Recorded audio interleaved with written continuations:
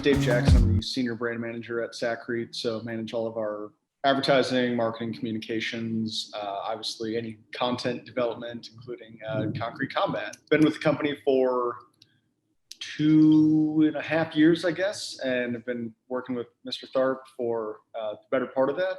I'm Dirk Tharp, from the ready-mix concrete industry in Block, grew up in that stuff. And I've been with Saccrete or Oldcastle for 5 years. In that capacity, I started off as a Saccrete expert, and then as my role has evolved into more of a company trainer, that's where Dave and I partnered up.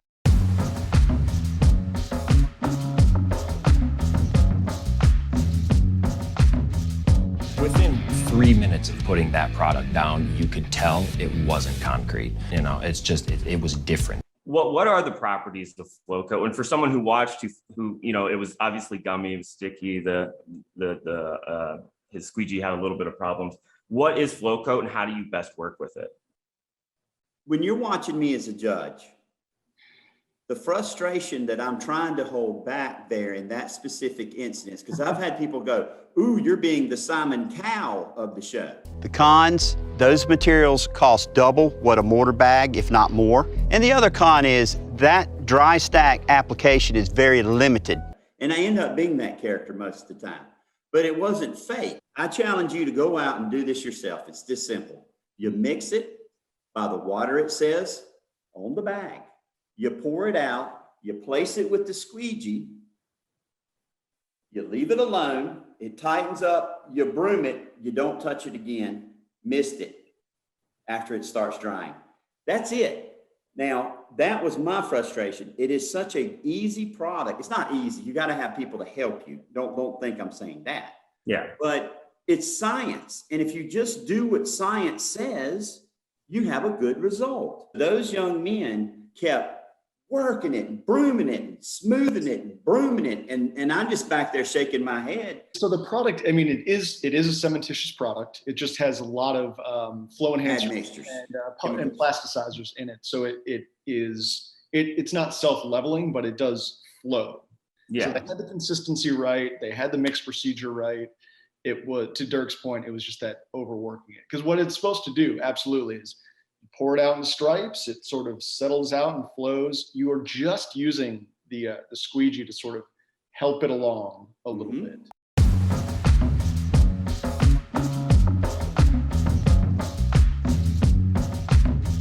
James, what you saw then, what was freaking them out is a cementitious product like that, as it settles, it forces out all the little micro bubbles and they come to the top. Mm-hmm. But you leave them alone because they pop themselves. And then it becomes a nice, smooth gray. Yep.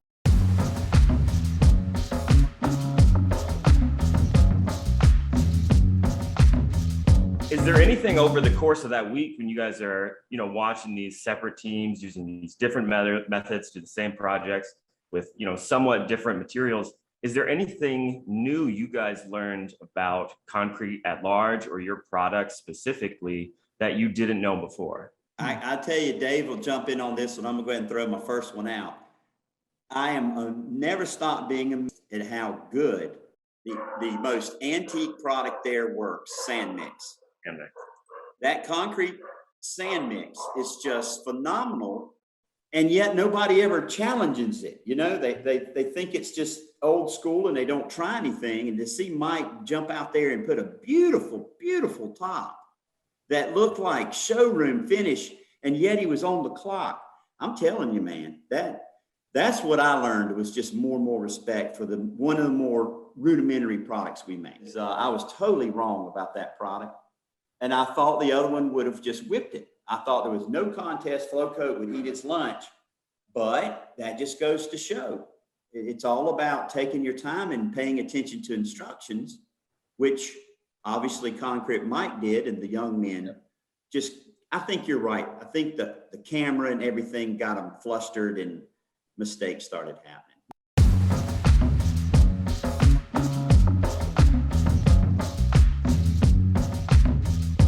Bricklayers, cement masons, a lot of people are reporting shortages of those particular subs.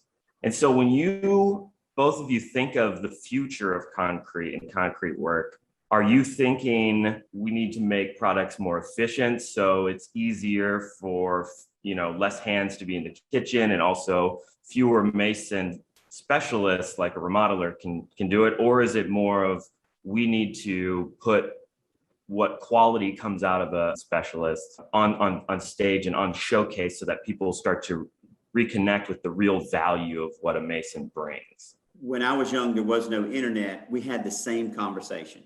There's a scarcity of brick masons. What are we going to do? The good news and bad news is combined. It has nothing to do with our industry. The associations that handle masonry concentrate very, very heavily on lobbying, working with Congress, and putting together high school programs for young people to learn those trades. And they have high school contests still to this day where they'll go lay block walls and win awards and all that. So that industry is working on that really hard. The people who have failed in chasing that industry really is more in the professional concrete arena, which once again, we're in the supply side. Mm-hmm. We can't be blamed for that. But the disassociation of all of these guys that do concrete work is eating the industry up a little bit, in that, you don't see them teaching high school. You see them teaching masonry. Rarely do they teach concrete. So I am afraid for that future. We just have to get back to showing there's honor working with your hands. Mm-hmm. Everything in life is not a computer. Too many kids are taught if you don't go to college, you're a failure. And the reality is, when I look at a plumber, a mason, or a concrete finisher who runs his crew or owns his crew, they make way more money than most people that graduated from college, because there's a scarcity and a high pay that goes with these type jobs. It's not the products, because again, our products are really components at best of larger construction. It's the talent, and it's the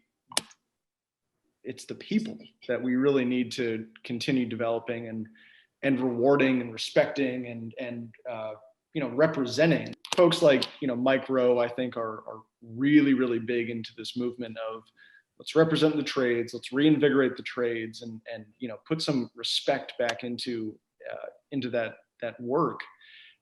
So this is just sort of I would say our small way of doing the exact same thing, where it's, we know concrete is out, it's hard work, it's not sexy, it's not, well, it's kind of fun, but it's not, it's not necessarily what most folks think of as exciting, but it's, there's a skill in art craft and a real meaning